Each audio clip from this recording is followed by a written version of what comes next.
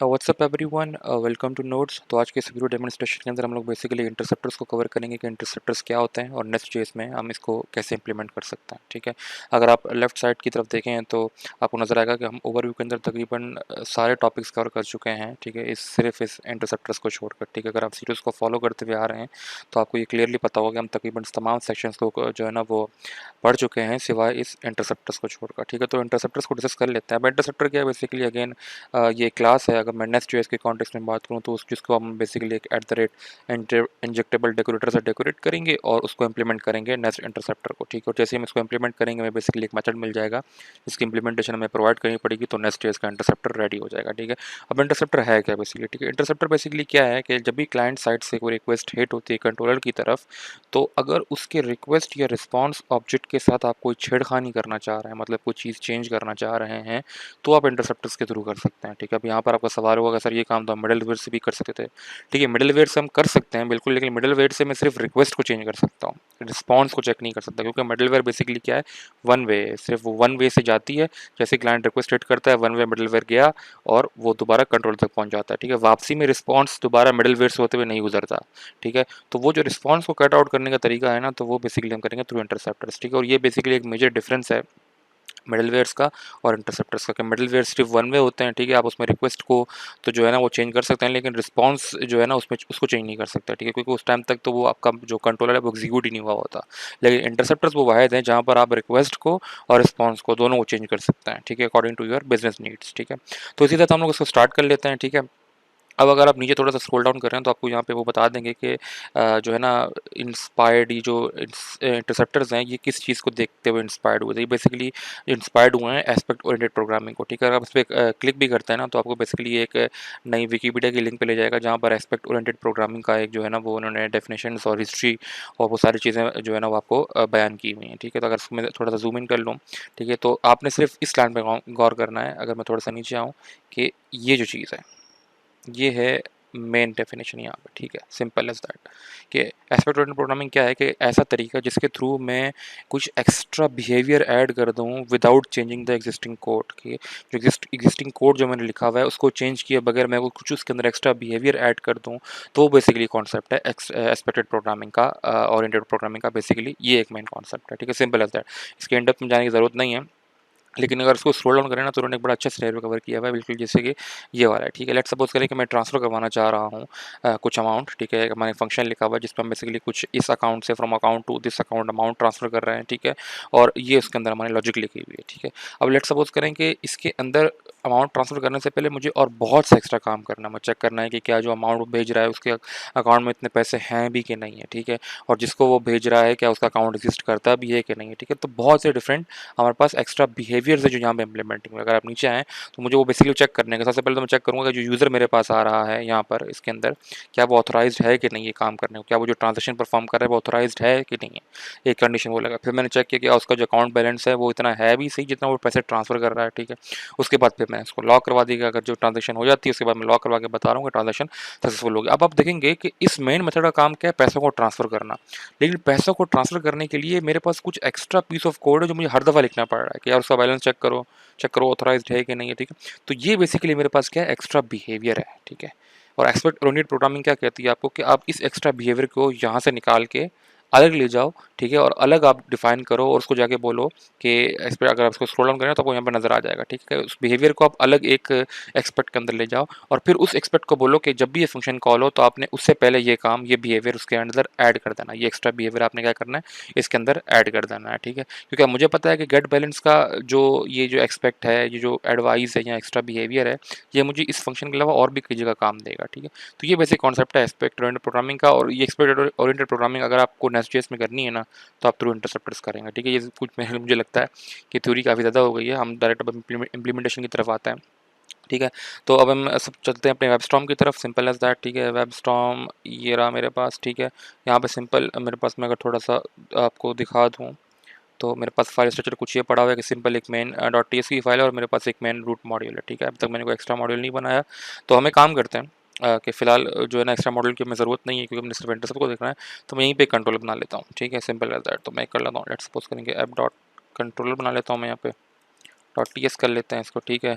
और कंट्रोल का आपको पता है सिंपल कैसे बनाते हैं हम लोग, एक्सपोर्ट क्लास। अब इसको मैं नाम दे देता हूँ ऐप कंट्रोलर, ठीक है। और यहाँ पर हम एक गेट की एक रिक्वेस्ट बना लेते हैं, ठीक है। गेट सच है, मैं पोस्ट भी बना सकता हूँ, ठीक है। तो पोस्ट बना लेते हैं। पोस्ट की एक रिक्वेस्ट होगी जो मेरी बेसिकली मेन रिक्वेस्ट होगी, और उसको हम कर देंगे कि कुछ भी हेलो वर्ल्ड फंक्शन का नाम दे देते हैं, ठीक है, फ़िलहाल के लिए, ठीक है। और ये बेसिकली फ़िलहाल हार्ड कोडेड स्ट्रिंग रिटर्न करेगा, और मैं रिटर्न में लिख दूंगा कि this is the post API, ठीक है। Simple as that. फिलहाल सिर्फ एक स्ट्रिंग रिटर्न करवा रहा हूँ मैं, ठीक है। अब ये पोस्ट जाहिर सी बात इंपोर्ट करना है, इसको हम इंपोर्ट कर लेंगे, ठीक है। नेक्स्ट कॉमेंट्स इंपोर्ट होगा, और मुझे एट द रेट कंट्रोलर की डेकोरेशन भी चाहिए, तो मैं कंट्रोलर भी इंपोर्ट कर लूँगा, और यहाँ पर हम लगा देंगे एट द रेट कंट्रोलर की एनोटेशन, ताकि ये कंट्रोलर बन जाए। और उसको नाम देता हूँ ऐप का, ठीक है। तो अब मेरे पास URL होगा, बेसिकली होगा स्लैश ऐप, और जैसे स्लैश ऐप लिखेंगे तो बेसिकली ये वाली रिक्वेस्ट पे ऑटोमेटिकली पहुँच जाएगा, क्योंकि मैंने इसका आगे URL नहीं दिया हुआ, ठीक है। तो ये मेरा बेसिकली क्या है, मेन इंडेक्स पाथ है, ठीक है। अब कंट्रोल हम लोगों ने बना लिया, तो कंट्रोल बनाने के साथ ही हम इसको मॉडल के अंदर इंपोर्ट कर लेते हैं। यहाँ पर आते हैं, सिंपल मैं कहता हूँ कि मेरे पास ये क्या है, ऐप कंट्रोलर बना हुआ है, जो बेसिकली उसने ऑटोमेटिकली इंपोर्ट भी कर लिया, ठीक है। अब इसी के साथ मैं देखता हूँ अपनी एप्लीकेशन को, तो ऑटोमेटिकली रीस्टार्ट हो रही है, पहले से चलती है, उसने उस URL को मैप भी कर लिया, ठीक है। Simple as that. अब हम बनाते हैं अपना जो है ना पहला इंटरसेप्टर, ठीक है। इंटरसेप्टर बनाने से पहले हम देखते हैं, चेक कर लेते हैं कि क्या URL सही काम कर रहा है कि नहीं कर रहा। तो हम पोस्ट में चले जाते हैं, ठीक है। पोस्ट में जाते ही मैं यहाँ पर न्यू करता हूँ, HTTP रिक्वेस्ट करते हैं क्रिएट, और इसको कर देंगे पोस्ट, और यहाँ पर हो जाएगा HTTP :/ लोकल होस्ट, ठीक है। पोर्ट मेरे पास 3000 है, और स्लैश URL का नाम था ऐप, और बॉडी देने की ज़रूरत नहीं है, फिलहाल चेक कर लेते हैं कि काम कर रहा है कि नहीं कर रहा, ठीक है। सेंड कर दी रिक्वेस्ट, और this is the post API, बिल्कुल सही काम कर रही है, ठीक है। तो अब हम चलते हैं अपने मेन कॉन्सेप्ट की तरफ, जो था बेसिकली इंटरसेप्टर का। तो हम राइट क्लिक करके एक न्यू इंटरसेप्टर क्लिक करते हैं, मैं बोलता हूँ ऐप डॉट इंटरसेप्टर, ठीक है, .ts, ठीक है। मेरा मेन इंटरसेप्टर होगा, ठीक है। इसको थोड़ा सा जूम इन करके हम वही काम कर लेते हैं, इसको हम नाम दे देंगे ऐप इंटरसेप्टर का, ठीक है। अब ये क्लास इंप्लीमेंट करेगा बेसिकली, अगर आप इसकी प्रॉपर डेफिनेशन पे है ना डॉक्यूमेंटेशन में, तो आपको कह रहा है कि दो काम हो गए, एक eight the rate injectable decorator आपको लगाना पड़ेगा ऊपर, और दूसरा क्या करना पड़ेगा, नेस्ट इंटरसेप्टर से इसको इंप्लीमेंट करना पड़ेगा, ठीक है। तो हम इसको नेस्ट इंटरसेप्टर से इंप्लीमेंट कर लेते हैं, ठीक है। नेस्ट इंटरसेप्टर से इंप्लीमेंट कर लेंगे, ठीक है। और देख सकते हैं नेस्ट इंटरसेप्टर इंपोर्ट हो गया फ्रॉम नेस्ट.js कॉमन। इसी के साथ हम इसको eight the rate injectable decorator से भी एनोटेट कर देंगे, ठीक है जी। दोनों काम कर दिए। अब जैसे आप इसको नेस्ट इंटरसेप्टर से इंप्लीमेंट करेंगे, तो ये बोलेगा कि इसकी एक मेथड की इंप्लीमेंटेशन मिसिंग है, ठीक है। तो वो इंप्लीमेंटेशन हम यहाँ पे प्रोवाइड कर देंगे थ्रू दिस, ठीक है। थोड़ा जूम आउट कर लेता हूँ मैं, ठीक है। और ये आ गया मेरे पास इंटरसेप्टर, ठीक है। अब इसमें क्या होगा, मेरे पास जो इंटरसेप्ट का मेथड जो मैंने इंप्लीमेंट किया है, इसमें एक कॉन्टेक्स्ट आ रहा होगा, दूसरा कॉल हैंडल आ रहा होगा, ठीक है। तो उसको एग्जीक्यूशन कॉन्टेक्स्ट को भी इंपोर्ट कर लेते हैं फ्रॉम नेस्ट.js कॉमन, और इसी तरीके से जो इसकी रिटर्न टाइप होगी बेसिकली इसको मैं हटाकर वो होगी ऑब्जर्वेबल, ठीक है, ऑब्जर्वेबल, ठीक है। और ऑब्जर्वेबल का टाइप होगा एनी टाइप, ठीक है। और ये हो गया इंटरसेप्टर। उस तरीके से हम कॉल हैंडल भी इंपोर्ट कर लेंगे, ठीक है। ये भी मेरे नेस्ट.js कॉमन से इंपोर्ट हो रहा है, और ये जो ऑब्जर्वेबल इंपोर्ट होगा ये बेसिकली इंपोर्ट होगा from RxJ, simple as that, ठीक है। तो हमने ऑब्जर्वेबल इंपोर्ट कर लिया, ठीक है। और एग्जीक्यूशन कॉन्टेक्स्ट देख लिया, नेक्स्ट देख लिया, ठीक है। तो ये बेसिकली शक्ल होती है इंटरसेप्टर की, ठीक है। अब इसके अंदर हम कोई भी काम करवा सकते हैं, ठीक है। मैं लेट सपोज करूँ उसको लॉक करवाऊँ यहाँ पर, ठीक है। तो मैं कहता हूँ कि दिस इज़ द इंटरसेप्टर, ठीक है। इसको सेव कर देंगे। इंटरसेप्टर की स्पेलिंग गलत है, तो इसको यहाँ से कॉपी करके पेस्ट करिए। स्पेलिंग से जो है ना डेवलपर्स वैसे ही ख्याल नहीं रखते, और मुझे तो वैसे भी जो है ना मैं तो बिल्कुल भी गौर नहीं करता, ठीक है। तो इसको इंटरसेप्टर कर देते हैं, ठीक है। सेव कर देते हैं। और फिलहाल मैं अनडिफाइंड रिटर्न करवा रहा हूँ, लेकिन मुझे अनडिफाइंड रिटर्न नहीं करवाना, क्योंकि मैं अनडिफाइंड रिटर्न करवाऊंगा तो मैं बेसिकली क्या होगा कि इंटरसेप्टर आगे कंट्रोलर तक नहीं पहुंचेगा, ठीक है। तो कंट्रोलर तक पहुंचाने के लिए मुझे बेसिकली क्या करना पड़ेगा, इसको ये कॉल करना पड़ेगा नेक्स्ट। तो मैं इसको यहाँ पे कर दूंगा नेक्स्ट, ठीक है, dot handle, simple as that. Next dot handle मुझे बेसिकली एक ऑब्जर्वेबल रिटर्न करेगा, ठीक है। और ऑब्जर्वेबल बेसिकली उसको नेक्स्ट कंट्रोलर तक ले जाएगा। इसको सेव कर देंगे, ठीक है। सेव करने के साथ हम देखते हैं कि क्या मेरा ये इंटरसेप्टर काम कर रहा है कि नहीं कर रहा, ठीक है। अब तो इंटरसेप्टर तो हमने बना लिया है, लेकिन उसको बेसिकली हमने अभी इंप्लीमेंट करना है किसी कंट्रोलर के ऊपर, ठीक है। तो हम कंट्रोल कौन सा था हमारे पास, ऐप कंट्रोलर था। तो मैं ऐप कंट्रोलर के यहाँ पर स्मजट पे आता हूँ, और यहाँ पे इंटरसेप्टर को इस्तेमाल करने का तरीका क्या है, अगर आप डॉक्यूमेंटेशन में दोबारा आ जाएँ तो यहाँ पर स्क्रॉल डाउन करें, तो आप देखेंगे ये इंटरसेप्टर बिल्कुल हमने एक्जैक्टली ऐसा ही बनाया है, ठीक है।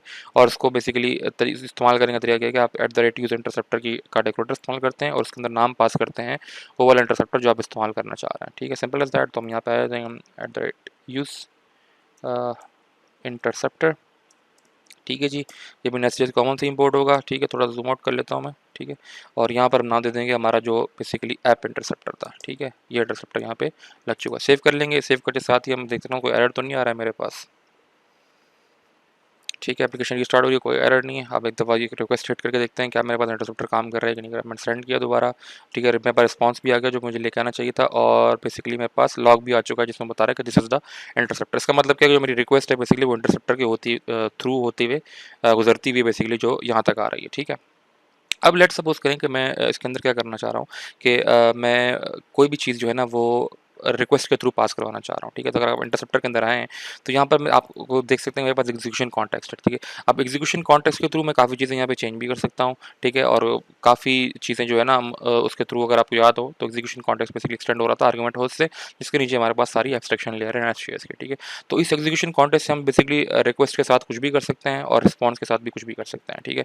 तो अगर मैं इसको लॉक को हटा दूँ और मैं यहाँ पर आकर लेट सपोज करें कि एक काम करता हूँ कि मैं कॉन्स्ट क्रिएट करता हूँ, CTX कॉन्टेक्स्ट की शॉर्ट फॉर्म, ठीक है। मैं करता हूँ context dot switch to HTTP, क्योंकि हम HTTP के साथ काम कर रहे हैं, ठीक है।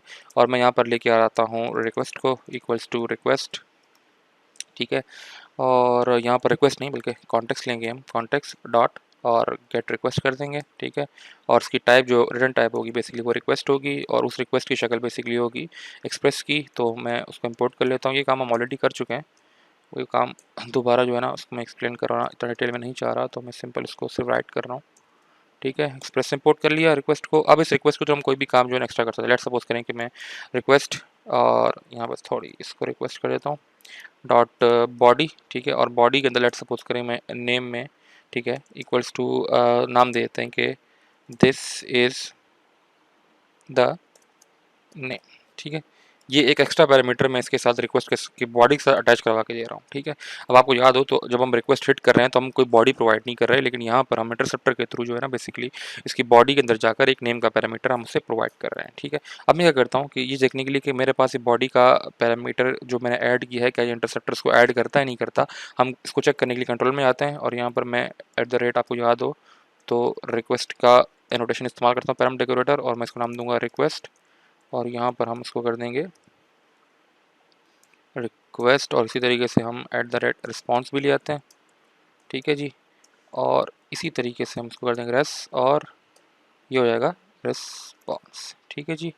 और ये रिक्वेस्ट रिस्पॉन्स कौन से वाले हैं, बेसिकली ये हैं जो एक्सप्रेस इंपोर्ट होंगे, और ये डेकोरेटर्स कहाँ से इंपोर्ट होंगे, नेस्ट.js कॉमन से, ठीक है। हम पहले डिस्कस कर चुके हैं, ठीक है। REQ रिक्वेस्ट और इसी तरीके से रिस्पॉन्स, ठीक है। दोनों डेकोरेटर्स इंपोर्ट करते साथ ही आपको बेसिकली इंपोर्ट करना है रिक्वेस्ट कॉमा रिस्पॉन्स, और ये नेस्ट.js कॉमन से नहीं आएंगे, ये बेसिकली आएंगे एक्सप्रेस से, ठीक है।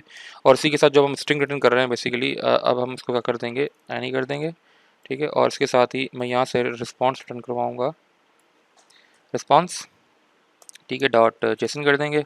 और इस जेसन में बेसिकली हम क्या पास करेंगे, रिक्वेस्ट डॉट और बॉडी पास कर देंगे, ठीक है। सिंपल एज दैट, सेव करवा देंगे, ठीक है।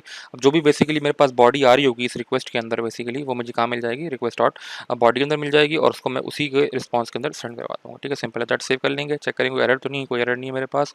अब आ जाएंगे हम पोस्टमैन की तरफ, दोबारा रिक्वेस्ट सेंड करेंगे, ठीक है। अब आप देख सकते हैं मेरे पास नेम का एट्रीब्यूट आ रहा है, ठीक है। हालांकि अगर आप दोबारा रॉ के अंदर जाएं और जहाँ पे अगर मैं बॉडी के अंदर आता हूँ तो मैंने कोई जेसन की बॉडी पास नहीं की, ब्लैंक बॉडी जा रही है यहाँ पे, और ये नेम का मुझे एट्रीब्यूट वो बॉडी से ही दे रहा है। तो ये नेम का एट्रीब्यूट किसने अटैच किया है, बेसिकली ये अटैच किया था हम लोगों ने इंटरसेप्टर के थ्रू, यहाँ पे इंटरसेप्टर के थ्रू अटैच हो रहा है। इस तरीके से अगर मैं नेम की जगह एज भी कर देता हूँ और उसको 22 कर देता हूँ यहाँ पर, तो ये भी बेसिकली वो रिक्वेस्ट के साथ ही अटैच कर देगा, ठीक है। सेव करके दोबारा अगर रिस्टार्ट होती है एप्लीकेशन, हम चेक करते हैं इसको, ठीक है। तो अगर आप दोबारा रिक्वेस्ट सेंड करें तो आप देखें आपके पास एज भी आ जाएगा, ठीक है। हालांकि मैं बॉडी कोई नहीं भेज रहा, अगर आप दोबारा कंट्रोल को चेक करें तो कंट्रोल के अंदर मेरे पास रिक्वेस्ट डॉट बॉडी कुछ भी नहीं है जो मेरे पास रिक्वेस्ट के अंदर आ रही है। ये कहाँ से मैं ऐड कर रहा हूँ, ये ऐड कर रहा हूँ इंटरसेप्टर के थ्रू, ठीक है।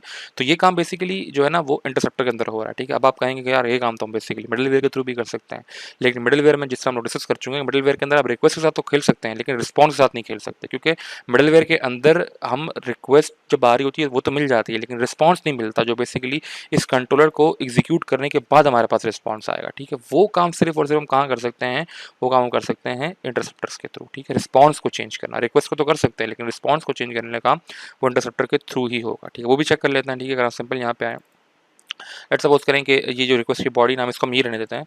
मैं यहाँ पर आता हूँ, मैं कहता हूँ रिक्वेस्ट, ठीक है, रिटर्न नेक्स्ट डॉट हैंडल, और इसको मैं करता हूँ डॉट पाइप, ठीक है। अब ये कुछ रिएक्टिव जावास्क्रिप्ट के फीचर्स हैं, ठीक है। मैं एज्यूम कर रहा हूँ कि आपको आते हैं, अगर आपको नहीं आते तो मैं भी इस पर एक सेपरेट वीडियो बना लूँगा, लेकिन फिलहाल के लिए इसको डेमोन्स्ट्रेशन में समझाया था मैं आपको कि नेक्स्ट डॉट हैंडल बेसिकली एक ऑब्जर्वर रिटर्न करेगा, और उस ऑब्जर्वर को हम जो है ना बेसिकली पाइप करेंगे। पाइप का मतलब उस ऑब्जर्वर को गेट करेंगे, उसकी वैल्यूज़ 1 बाय 1, ठीक है। और 1 बाय 1 गेट करने के बाद हम उसको जो है ना मैप करवाएंगे, ठीक है। मैप करवाने के साथ ही हम बेसिकली इसके अंदर एक एरो फंक्शन पास कर देंगे, ठीक है। और ये जो बेसिकली मैप है ये इंपोर्ट होगा फ्रॉम RxJS, ठीक है। तो इसको मैं कॉमा करके RxJS के ऑपरेटर से इंपोर्ट होगा, ठीक है। तो उसको अगर आप दोबारा अल्ट एंटर करेंगे ना तो ये खुद ब खुद इंपोर्ट कर लेगा, ठीक है। RxJS के ऑपरेटर से इंपोर्ट हो रहा है, ठीक है। अब इस मैप में मुझे बेसिकली क्या मिलेगा, डेटा मिलेगा, ठीक है। और वो डेटा बेसिकली कौन सा होगा, वो डेटा होगा जो मुझे रिस्पॉन्स के अंदर कंट्रोलर एग्जीक्यूट होने के बाद मिलेगा, ठीक है। अगर आप यहाँ पे देखें तो ऐप डॉट सॉरी कंट्रोलर के अंदर अगर आप आएँ तो मुझे यहाँ पर जो डेटा मिल रहा है वो क्या मिल रहा है, बॉडी की शक्ल में मिल रहा है। अब लेट्स सपोज करें कि फिलहाल के लिए मैं इसको कर देता हूँ, ठीक है। रिक्वेस्ट डॉट जेसन को हटाकर मैं सिंपल करता हूँ रिक्वेस्ट डॉट, ठीक है, सेंड, और सेंड में एक हार्डकोड स्ट्रिंग पास करता हूँ कि दिस इज़ द रिस्पॉन्स, ठीक है जी। PONS ये रिस्पॉन्स हो गया, सेव कर लेते हैं, ठीक है। चेक कर लेते हैं कोई एरर तो नहीं है मेरे पास, ठीक है। एप्लीकेशन रीस्टार्ट हो रही है, उसके बाद चेक कर लेते हैं, ठीक है, कोई एरर नहीं है, ठीक है। तो यहाँ पर आ जाते हैं हम दोबारा पोस्टमैन की तरफ, और यहाँ पर दोबारा रिक्वेस्ट को सेंड करते हैं, ठीक है। आप देख सकते हैं दिस इज द रिस्पॉन्स मेरे पास सही तरीके से बिल्कुल वापसी आ रहा है, ठीक है। तो अब हम क्या करेंगे, ठीक है, अब हम लेट्स सपोज करें इस इंटरसेप्टर के अंदर आते हैं, और इस इंटरसेप्टर के अंदर आते ही मैं जो रिस्पॉन्स आ रहा है ना बेसिकली वो मुझे इस डेटा का पैरामीटर में मिलेगा, और मैं यहाँ पे इसको चेंज करवाता हूँ। लेट्स सपोज करें मैं कहता हूँ कि रिटर्न, ठीक है, और यहाँ पर रिटर्न करवा दो डेटा, बल्कि पहले एक स्टेप परफॉर्म कर लेते हैं कि data equals to from interceptor, ठीक है जी। और उसके बाद अच्छा डेट हो गया, ये था बेसिकली डेटा, और इसी के साथ इस डेटा को मैं रिटर्न करवा दूंगा, रिटर्न डेटा, ठीक है। Simple as that. हमने क्या किया, डेटा को एक डिफरेंट मतलब जो रिस्पॉन्स बेसिकली मुझे इस डेटा के अंदर आ रहा है, जो रिस्पॉन्स बेसिकली कहाँ आएगा, इस डेटा के अंदर आएगा।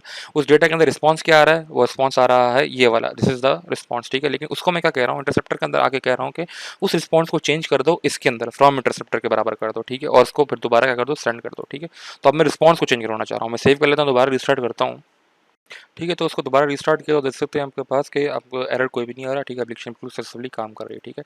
अब इस इंटरसेप्टर का जो कॉन्सेप्ट है ना वो एग्जिस्ट करता है नेस्ट.js के अंदर, और अगर आप कंट्रोलर के अंदर आए, ठीक है, बिफोर चेकिंग कि ये चीज़ काम कर रही है कि नहीं कर रही, आपको एक और काम करना पड़ेगा कि इस कंट्रोलर से आते ही अब हमने यहाँ पे क्या किया, हमने ये जो कंट्रोलर बनाया हुआ है ये एक्सप्रेस के हिसाब से बनाया हुआ है, ठीक है। अगर हमने एक्सप्रेस के हिसाब से बनाया हुआ है तो चीज़ें एक्सप्रेस के हिसाब से काम करेंगी।